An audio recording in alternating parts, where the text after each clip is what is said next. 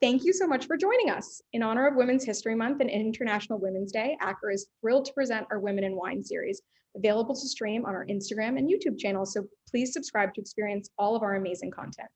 We have an incredible roster lined up of some wonderful women who are invigorating the wine industry. My name is Lily Mirabel Friedman, and I'm honored to be joined today by Ann Colgin, the founder and co-CEO of Colgin Cellars. Thank you so much for joining us today, Ann. Where are you joining us from? I'm here in Napa Valley at Colgin No. 9 Estate, our winery here.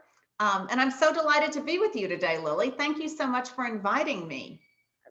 When we could have you, couldn't be a better day. So how's 2021 shaping up in the Napa Valley? Well, it's been a gorgeous winter here. We could use a bit more rain. Today is spectacularly beautiful. I am here looking out over Lake Hennessy, which is one of the elements of this property that makes it so special. We have a beautiful 20-acre vineyard here that's a gorgeous east-facing slope. And as most of your listeners, I hope, will know, this is where the Colgin No. 9 Estate wines come from. We make two wines from here, a Cabernet blend and a Syrah. And we always love this property. The wines have a great sense of place from here. The native plants here are a lot of sage and bay laurel, and I think the savory characteristics come through in this wine, which we always say is a bit towering, like being up here in these hills. That's perfect. I'm going to ask you a brief question about the beautiful, what I think is a map behind you. What can you tell me about the map? Yes, this is a map behind me, and I created this map with a map maker in New York City back in 1999, right when we had purchased this property. And at that time, we were going to use the Arabic numeral 9 for the label, but we hence later went on and did Roman numerals IX. So novices sometimes say that X vineyard, and I have to say, oh, no.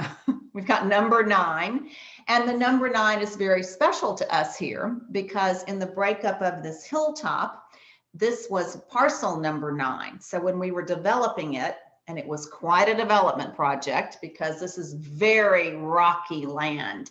It had never been planted before. It was my dream to find a property, a hillside property that had not been planted before. And I looked for many, many years before I came upon this amazing parcel.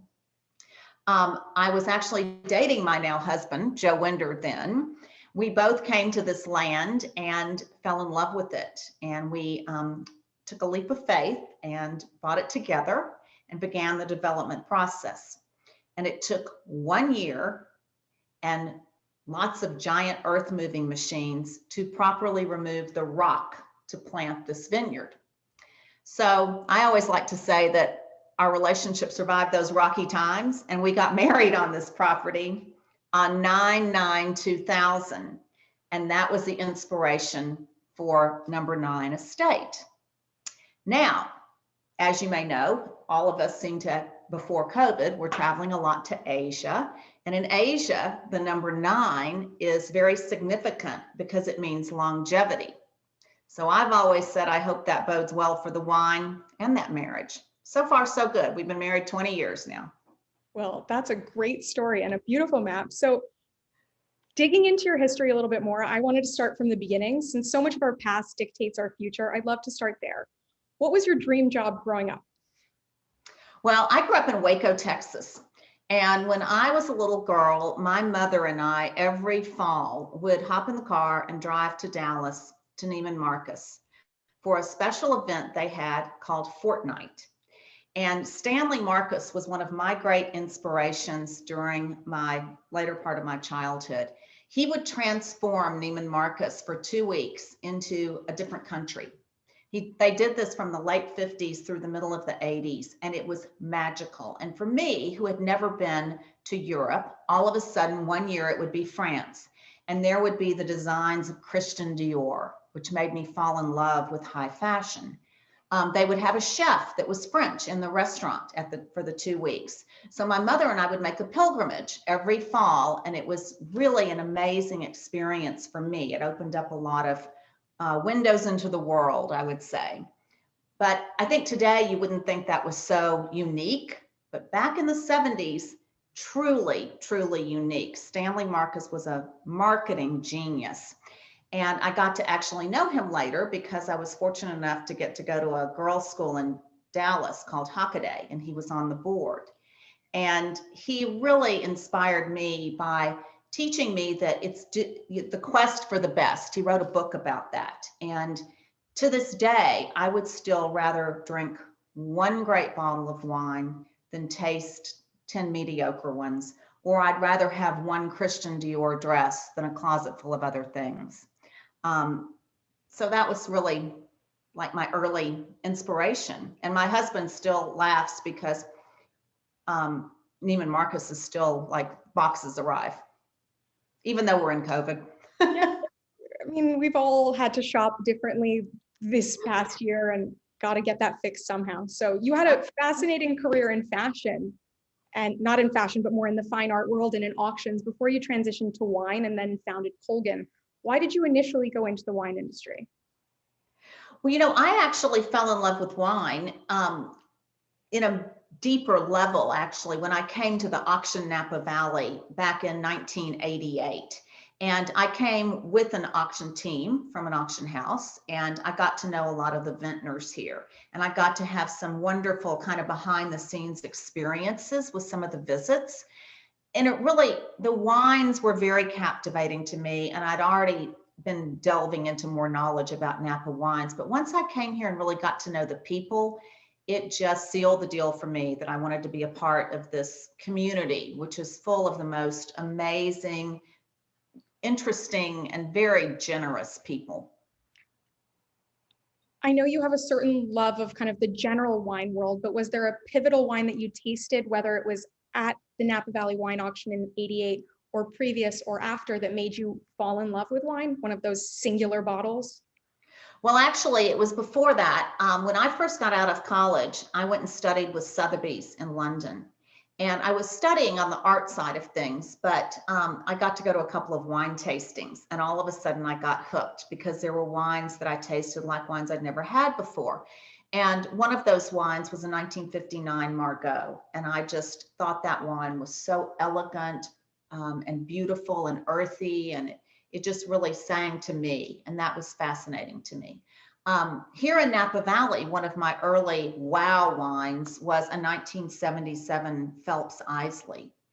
And that wine I thought had such a great sense of place. And so these lessons to me were, the wine needs to have a sense of place, and it needs to, the power is very easy to achieve in Napa Valley, but I think the elegance is so important.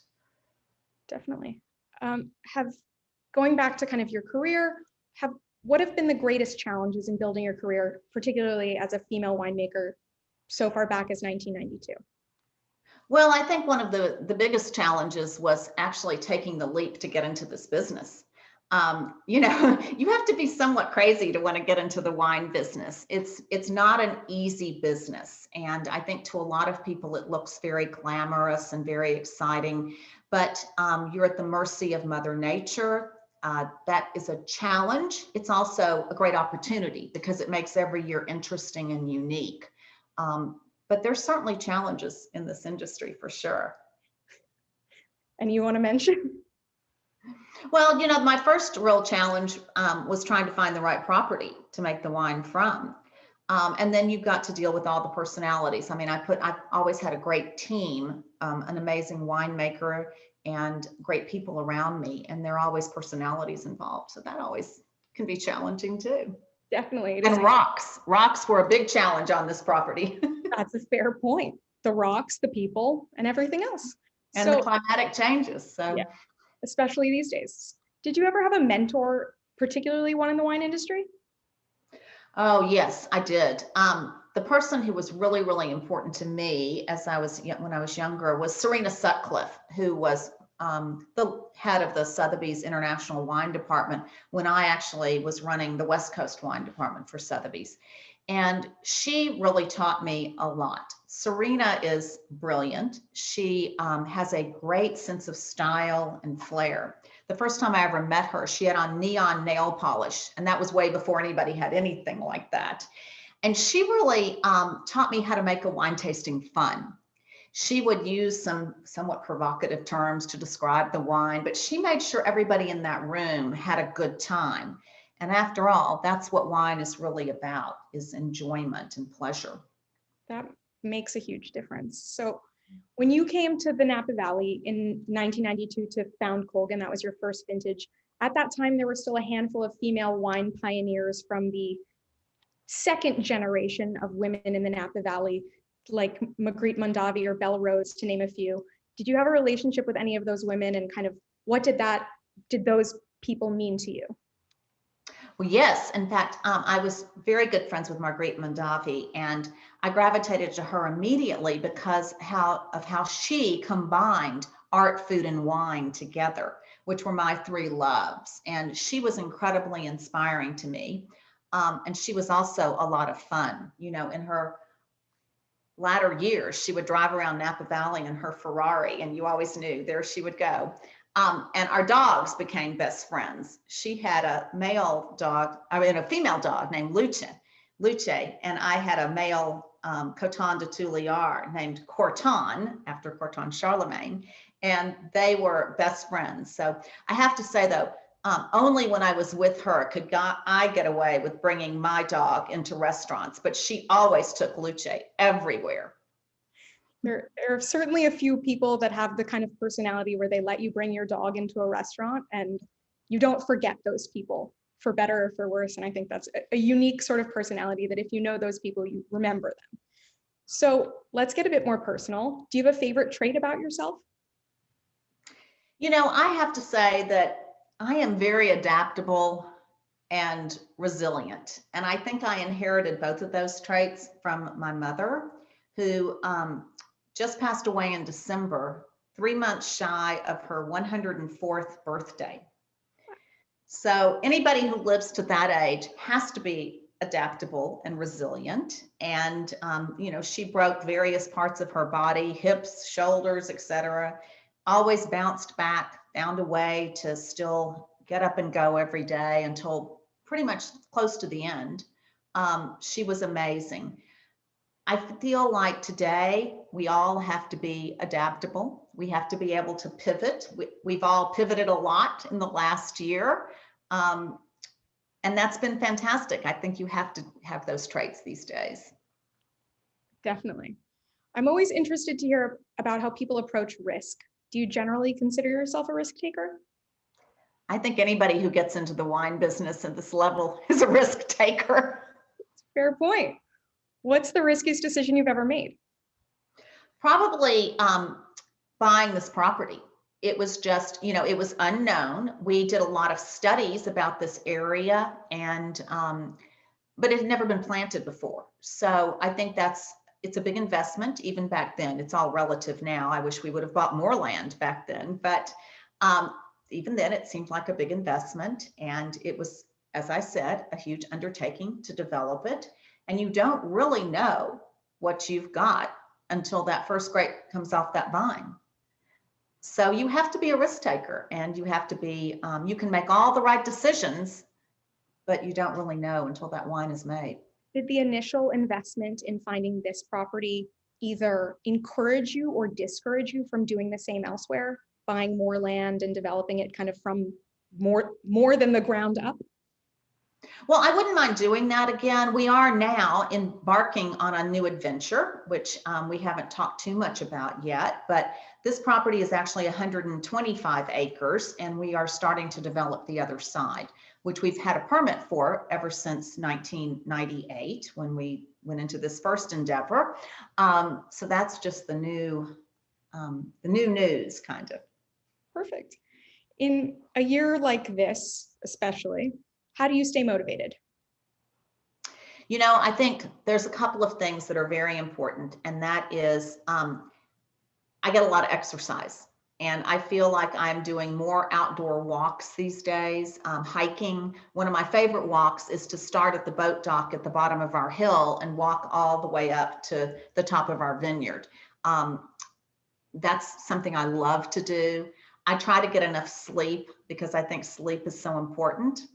and a change of scenery. So again, these outdoor walks help a lot.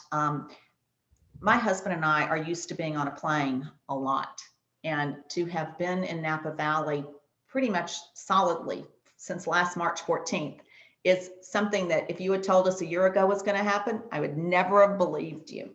It's been a wild ride. I mean, the last person that I saw actually was your COO, Paul, at La Palais in New York, and that's the last time essentially I've been out. So it's been a big change for everyone. So what is it specifically that you love about the wine industry, despite all of its quirks?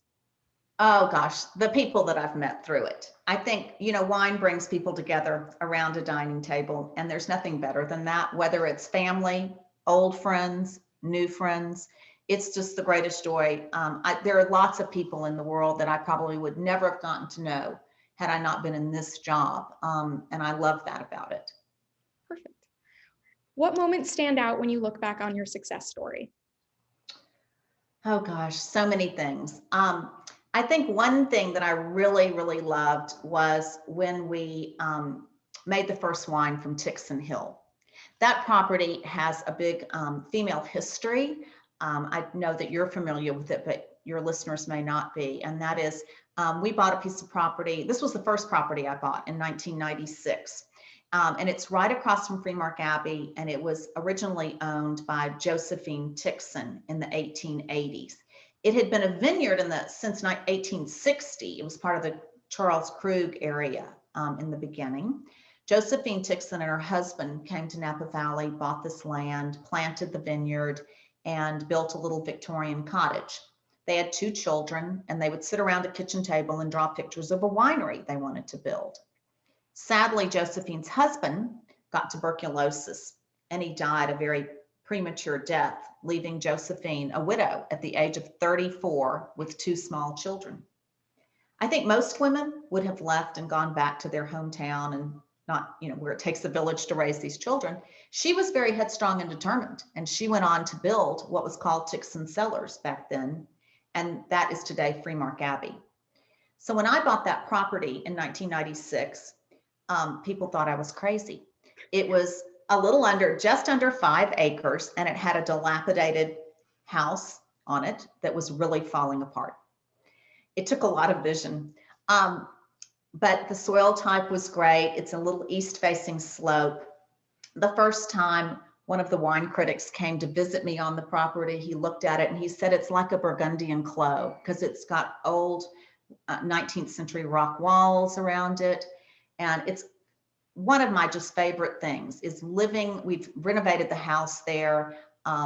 Actually, we rebuilt the house because I called 7 different contractors over the course of time saying, have you're a runner and the doctor tells you to stop running, you call another doctor until you can keep running. Well, these contractors kept saying, what do you think you're saving here, Anne? And I would call another contractor and say, I have to save Josephine's house. My husband, we were dating again still. This was before number 9 estate. He came to visit and he looked at me like I was a crazy person. He said, we're tearing this down. I was like, really? So we tore it down and rebuilt the house. But there's a huge amount of Josephine's spirit there. And I think the wines are our most feminine wines, which also play into the whole history and culture of that particular little spot. Since in 1998, the internet was less flush with information, where did you find all of your research to kind of really delve into Josephine Tixon's story? Actually, there was a couple of newspaper articles about her that we found at the library. So that was how we learned the whole story about Josephine Tixon. It's such a great story, and to me speaks so much to the history of you and to Colgin Cellars. So I thank you so much for sharing that piece of it with us. Is there a piece of advice that you would give to the next generation of women in the wine industry?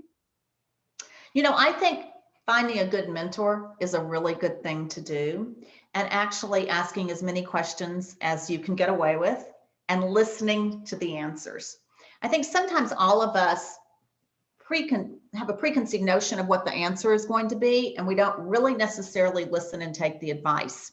And I think that having a good mentor can be very advantageous in that. I think you also you have to taste a lot of wines. You know, my experience with Sotheby's was so valuable to me, not just with Napa wines, but with wines from around the world. And I think that's a very important aspect. It's very good to know what's happening in other places and to taste wines with age and new wines. And also, I think you have to never put anything out there in print or on the internet that you don't want to read 10 years from now. Very good piece of advice. So in extolling the virtues of tasting as many wines as possible, what do you drink on a normal basis? What wines are you excited about? And is there another female winemaker that you'd like to give a shout out to? Well, you know, my husband and I love Burgundy. We drink a lot of Burgundy when we're not drinking California Cabernets or Syrahs. We're drinking Burgundy mainly. And one of my favorite winemakers is one of the people that you're having on this series next, Veronique Drouin. I think she has done an amazing job in Oregon, bringing the best of her knowledge from having grown up in Burgundy to a new area. And I really admire her for that. And the things that I've learned through tasting so much Burgundy and spending time in Burgundy have really influenced, I think, the Colgin wines too, because really what we strive for is perfume, minerality, and freshness in the wines, and having a sense of place. And our model, you know, with our different wines from different vineyards is really more Burgundian kind of in style than that of Bordeaux. So she would be my choice. I appreciate the kind of very relevant shout out. And I want to just throw back to your experience at Sotheby's and tasting with Serena Sutcliffe in that era. Given what I know about London and English wine tastings and that era of wine, both in the US and in the UK, was very much Burgundy being opened, or was it really Bordeaux centric? You know, there was more Bordeaux at that time, definitely. And also, I think Serena's husband was a great teacher to me about Bordeaux, not only Serena, because David Peppercorn, he has an encyclopedic knowledge of Bordeaux vintages, and he can sit here and tell you, oh, I remember what it was like in 1961 during harvest or 1962 during harvest. And that is something that is just amazing to me. He's brilliant. That's something that I aspire to, is having that sort of precision in my tasting, or tasting recall, less about tasting itself, because I've been very fortunate to have a similar sort of experience in tasting a tremendous history of wine at my age. And I really hope that as I grow older, I can still kind of hold on to all of those memories of the wines from the 50s, 40s, 30s, 20s, et cetera, as I hopefully get to taste wines from 2020 and beyond. Yes, that'd be fantastic. So looking past the jumble that is 2020 to 2021, whatever day it is, do you have a vision of what's in store for the future of the wine world?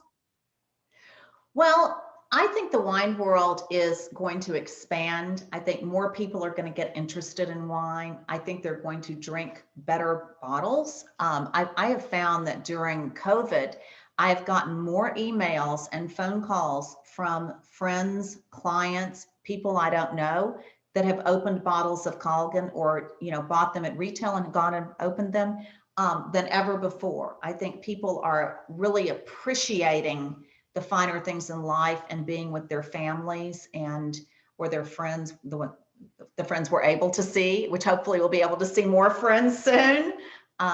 So I hope that the wine world will continue to grow in that aspect. And I hope that our wines will become even better known around the world in new locations.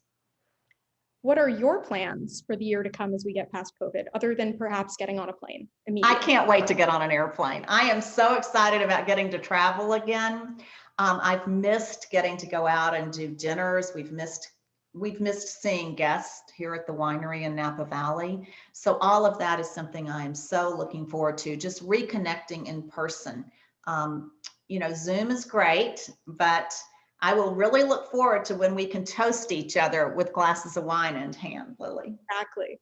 So I'll ask this question knowing that you're not going to divulge anything, I think, but is there a dream project now that you've had such a storied history at Colgin that you'd like to pursue in the future? I have a couple of things in the back of my mind, but nothing I'm willing to divulge yet. You'll have to hold tight on that one. I mean, at least we know about the new block that you're developing. That seems like news enough. And Anne, I just want to say it's been truly a pleasure chatting with you today and hearing a little bit more about the woman behind Colgin Cellars. I can't thank you enough for sharing your time with us and celebrating Women's History Month and International Women's Day with Acker. And thank you so much. Cheers. Thank you so much. It was really fun.